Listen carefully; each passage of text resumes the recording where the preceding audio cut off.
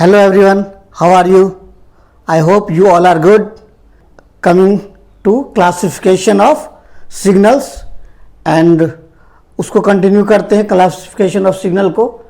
सो इसमें क्या है आज, even and odd signal.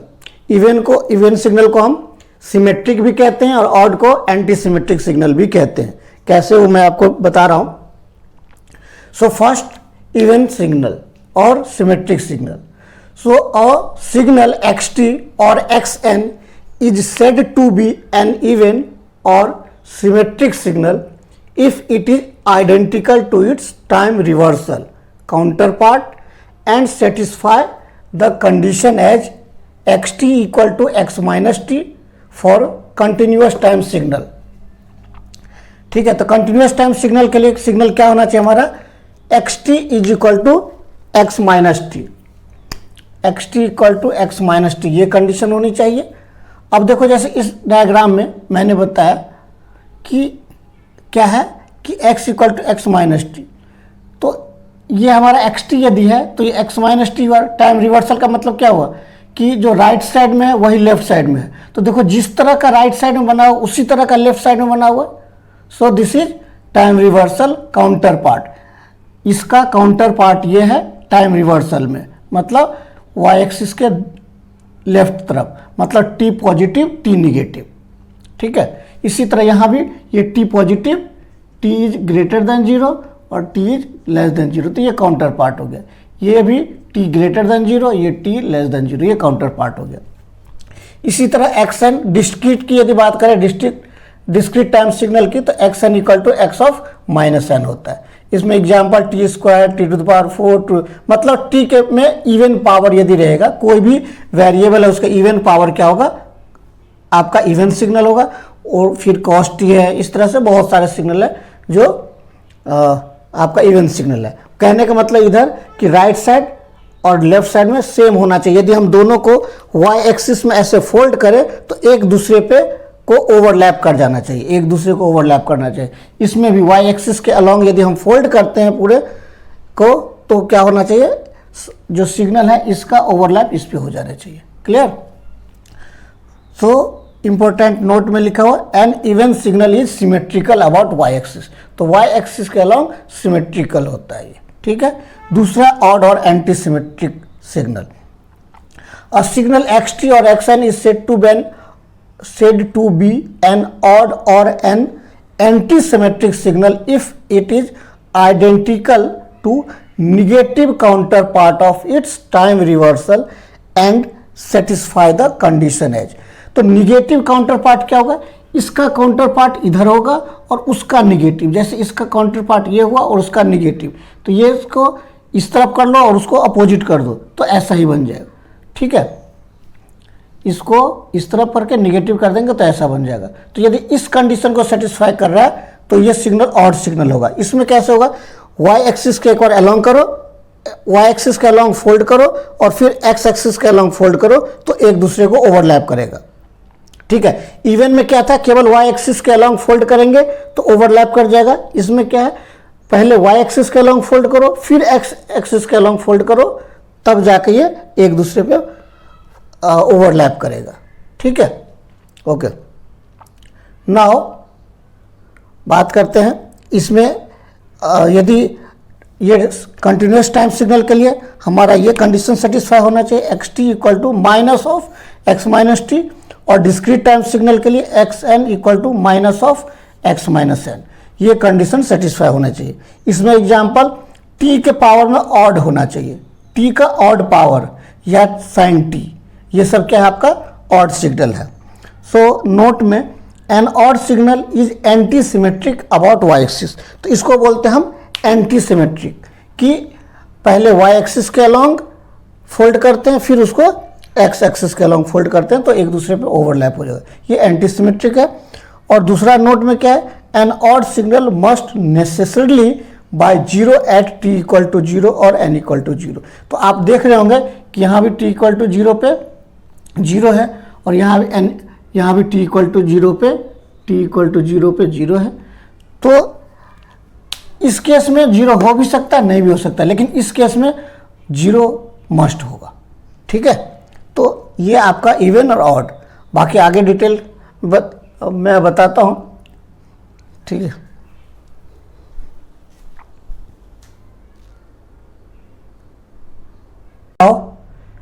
Every signal can be expressed as sum of even and odd components. क्या कह रहा है कि every signal can be expressed as sum of even and odd components. तो कोई भी हम सिग्नल, यदि हमारा xt है, कोई सिग्नल xt है, उसको हम even component and odd component में ब्रेक कर सकते हैं और इवन एंड ऑड कंपोनेंट के सम में एक्सप्रेस कर सकते हैं। सो दिस इज x, इसको हम XET से डिनोट करते हैं इवन पार्ट को, और XOT से डिनोट करते हैं ऑड पार्ट को, ठीक है।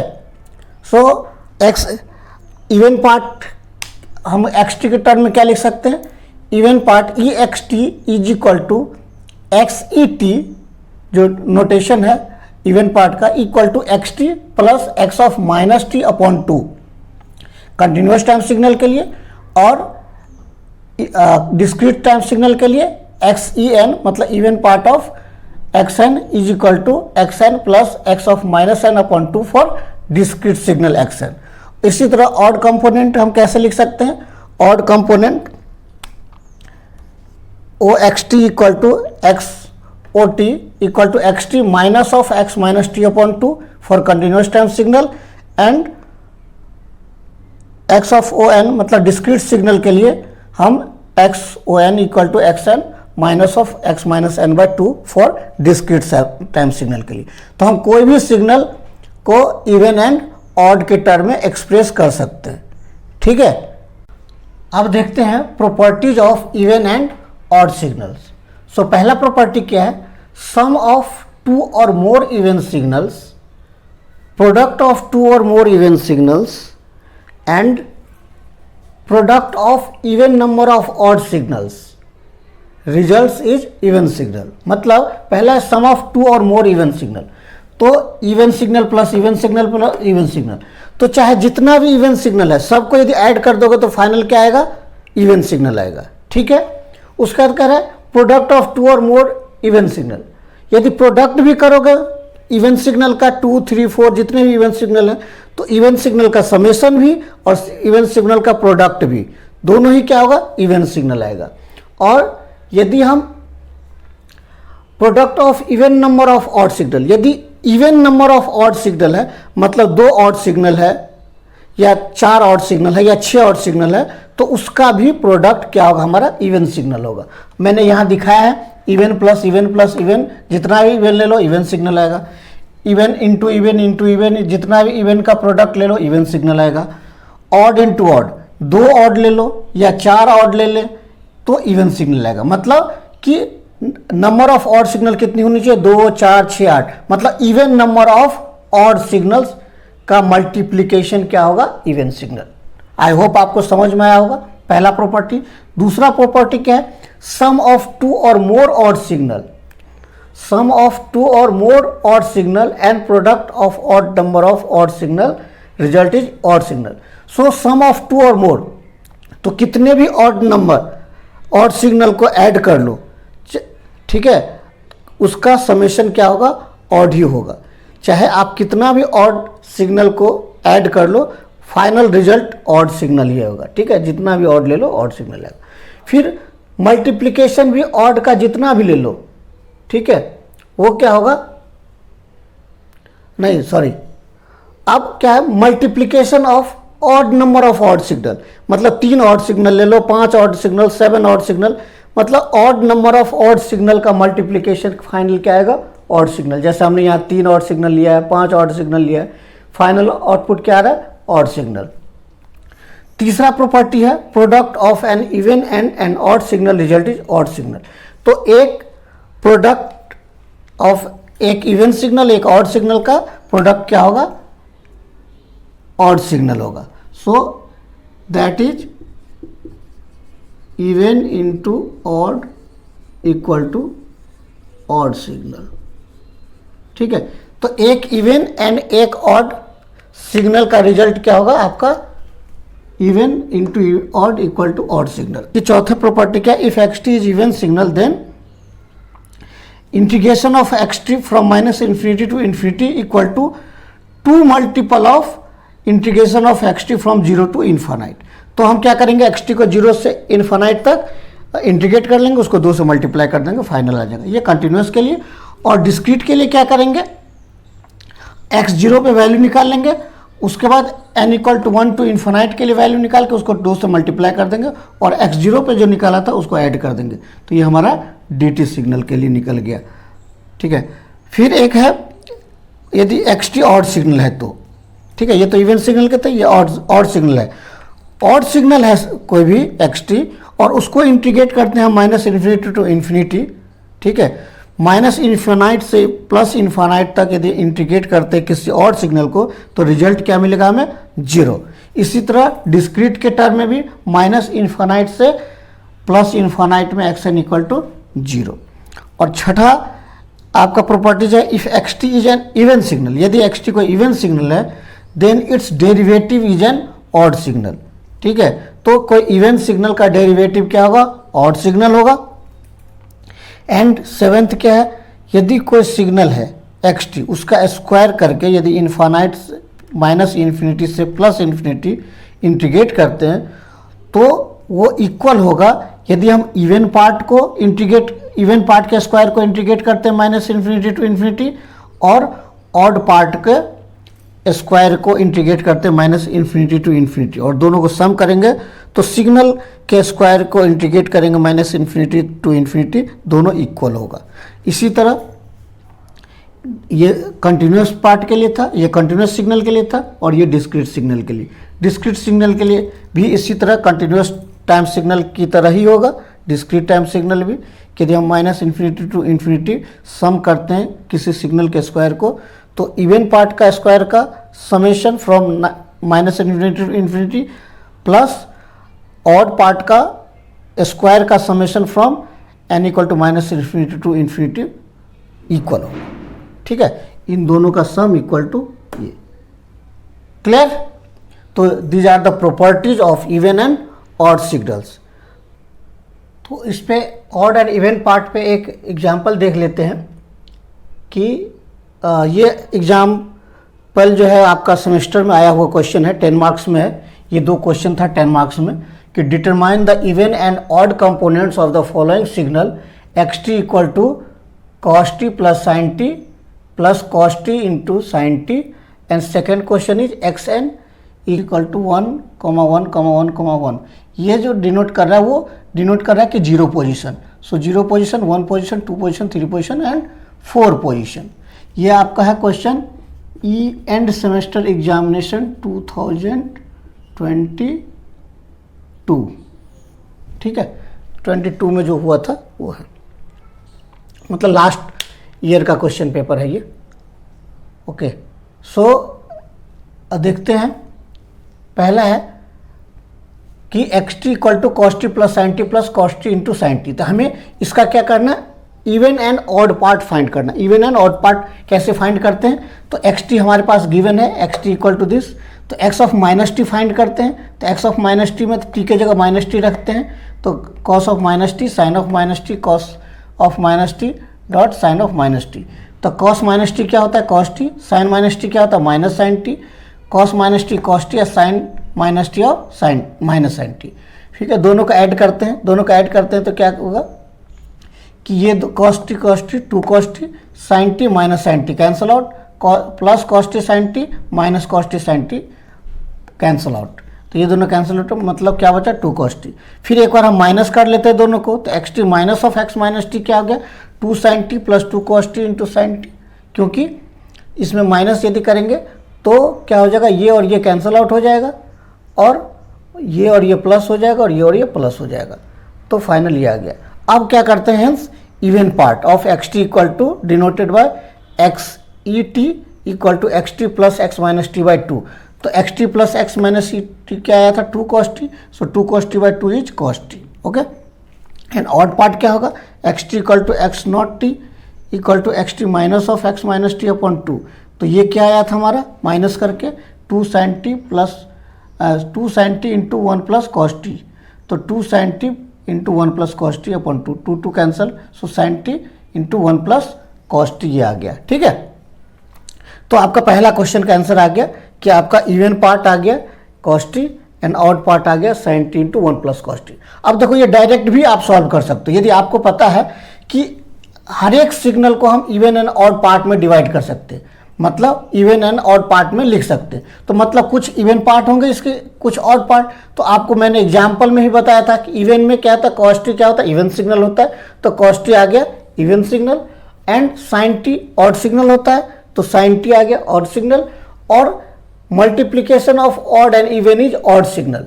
देखो आप 2 इंटू 3, 2 इवन एंड 3 ऑड, इन दोनों को मल्टीप्लाई करोगे तो इवन आएगा, लेकिन सिग्नल की जहां तक बात है तो odd signal into even signal equal to odd signal होता है। ये प्रॉपर्टीज में मैंने आपको बताया था। ठीक है, तो ये आ गया आपका sine T into one plus cos T. तो ये आपका डायरेक्ट आप कह सकते हैं कि this plus this is odd signal and this is even signal. यदि आपको सॉल्व करके दिखाना, आपको सॉल्व करके आप ये दिखा सकते हैं।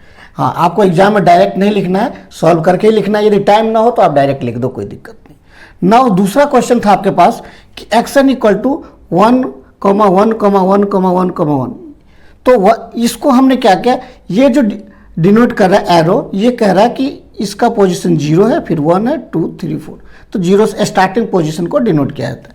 तो हम मान लेते हैं कि जब x माइनस एन निकालेंगे तो इधर आएगा सिग्नल, लेफ्ट साइड आएगा, तो हम जो 1, 2, 3, 4 इधर है तो इधर भी लिख लेते हैं। तो इधर पोजीशन पे क्या होगा 0, 0, 0, क्योंकि आप जानते हैं कि x N is less than equal to 0 के लिए सब 0 होता है, तो हमने ये कर लिया। अब x ऑफ माइनस एन क्या होगा, x ऑफ माइनस एन क्या होगा कि ये +4 वाला पोजीशन -4 पे आ जाएगा, +3 वाला पोजीशन -3 पे आ जाएगा, +2 वाला पोजीशन -2 पे आ जाएगा, +1 वाला पोजीशन -1 पे आ जाएगा, और 0 वाला 0 पे ही रहेगा। इसको इस तरह से बना सकते हैं, जो एक्शन दिया हुआ है 0 पे 1 है, ये सारा क्या है आपका 1, 1, 1, 1, 1। तो इस तरह से अब x ऑफ माइनस एन क्या करेंगे, ये वाला पूरा पार्ट इस तरफ आ जाएगा, क्योंकि टाइम रिवर्सल फोल्डेड हो जाता है। तो ये 1 वाला -1 पे, 2 वाला -2 पे, 3 वाला -3 पे, 4 वाला -3, तो ये आ गया। बाकी 0, 0, 0, ठीक है। बाकी आप 0, 0, 0, 0 इस तरह से आप कर सकते हैं, यहाँ पे 0, 0, 0, 0 like this. Okay, so now even part क्या होगा, इवन पार्ट हो जाएगा x e n equal to x n plus x minus n upon 2। तो अब यदि n की वैल्यू यहाँ 0 पुट करेंगे तो x ई 0 क्या होगा, x0 प्लस x0 अपॉन 2, क्योंकि यहाँ पे 0 और यहाँ पे x माइनस 0 भी 0 होता है, तो x0 हमारे पास क्या है 1, और इसमें भी x0 क्या है 1, तो 1 + 1/2 इज 1। अब यदि n की वैल्यू 1 पुट करेंगे तो x1 और x माइनस 1, तो x1 equal to x1 x of -1/2, तो x1 भी हमारे पास 1 है और x माइनस 1 भी हमारे पास 1 है, सो 1 + 1/2 इज 1। तो इसी तरह x2 x3 x4 सारे 1, 1, 1 हो जाएंगे। सो फाइनल आप xn इक्वल टू क्या लिख सकते हैं 1, 1, 1, 1, 1। ओके, नाउ देखते हैं ऑड पार्ट में हम क्या लिख सकते हैं। ऑड कंपोनेंट में x0 n equal to xn minus of x minus n upon 2। Okay, so x यहाँ पे n की वैल्यू 0 पुट करते हैं, x0 0, x0 minus x0 upon 2, तो x0 क्या है हमारे पास, x0 भी 1 है और दोनों में 1, 1 है, तो 1 - 1 इज 1 - 1 0 अपॉन 2 इज 0। फिर x यदि 1 पुट करते हैं तो x1 minus x minus of 1/2, तो x1 भी 1 है और x माइनस 1 भी 1 है, तो 1 - 1/2 इज 0। सो ये सारे 0 आ जाएंगे। तो फाइनल कंक्लूजन क्या आ गया हमारा, even part and odd part, कि xn equal to 1, 1, 1, 1, 1 and x0 n equal to 0, 0, 0, 0। So this is the final answer. तो एक और एग्जाम्पल से समझ लेते हैं इवन एंड ऑड सिग्नल्स। तो कह रहा है question, determine the even and odd parts of the unit step signal un and ut। तो पहले हम बात करते हैं डिस्क्रीट टाइम के लिए। डिस्क्रीट टाइम में यूनिट स्टेप कैसे डिफाइन होगा, un is equal to 1 for n is greater than equal to 0 and 0 for n is less than 0। ठीक है, अब यदि n की जगह -n पुट करेंगे तो ये क्या हो जाएगा n is less than zero हो जाएगा, ये चेंज हो जाएगा, तो u minus n equal to 1 for n is less than equal to 0 and 0 for n is greater than equal to 0। तो अब हमने यहाँ पे एक टेबल बना लिया, n u minus n u even part and odd part. तो n हम ने क्या माइनस इन्फिनिटी से लेकर इन्फिनिटी तक, तो dot dot dot dot -3 -2 -1 0 1 2 3 up to. तो इसमें यू एन क्या होगा, यू एन है n is greater than equal to 0 के लिए 1, तो यहाँ इक्वल टू भी है, तो यहाँ से 1 1 1 1 1 सब 1 होगा, बाकी इससे पहले सारा 0 होगा। u माइनस एन क्या होगा, n is less than equal to 0 के लिए 1 होगा और ग्रेटर देन 0 के लिए 0 0 होगा। तो अब क्या होगा, ई यू एन क्या होता है, u n plus u minus n by 2, दोनों का ऐड करके 2 से डिवाइड कर देंगे। तो 0 plus 1 by 2 is 1 by 2, 0 plus 1 by 2 is 1 by 2, 0 plus 1 by 2 is 1 by 2, 0 plus 1 by 2 1 by 2। बस यहाँ पे 0 पे देखो दोनों में 1 1 था, तो 1 plus 1 by 2 is 2 upon 2 is 1। So 1 plus 0 upon 2 is 1 by 2, 1 plus 0 upon 2 is 1 by 2. So everywhere the value is 1 by 2 except n equal to 0. In case of odd part, odd un क्या होता है, un minus of u minus n by 2. तो 0 minus 1 is, यहाँ 0 minus 1 is -1 upon 2 is minus half. फिर 0 minus 1 upon 2 is minus half, 0 minus 1 upon 2 is minus half, 0 minus 1 upon 2 is minus half. But यहाँ पे देखो आप n equal to 0 पे 1 minus 1 is 0 and again 1 minus 0 upon 2 is half, 1 minus 0 upon plus half, 1 minus 0 upon plus half, 1 minus 0 upon plus half and dot dot dot dot. ठीक है, तो इस तरह से आपका यू एन और u n o u n निकल गया। तो हम इसको समराइज कर लेते हैं। तो ई यू एन क्या मिल रहा है, 1 by 2 for n is greater than equal to 0। तो यू एन क्या मिल रहा है, एन ग्रेटर देन 0 के लिए हाफ हाफ हाफ हाफ सब जगह प्लस हाफ, और एन इक्वल टू 0 के लिए, एन इक्वल टू 0 के लिए 1, एन इज लेस देन 0 के लिए भी वही हाफ हाफ हाफ सब जगह।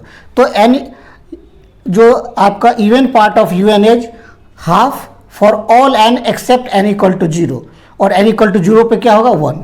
ठीक है, but in case of odd part N is greater than 0 के लिए आप देखो half half half plus half आ रहा है, तो plus half, N equal to 0 के लिए 0 और एन इज लेस देन 0 के लिए माइनस हाफ। ठीक है, तो इस दोनों में क्या अंतर है, इसमें सब जगह हाफ, यहाँ पे 1, और इसमें एन इज ग्रेटर देन 0 के लिए हाफ, लेस देन 0 के लिए minus half, N equal to 0 के लिए 0।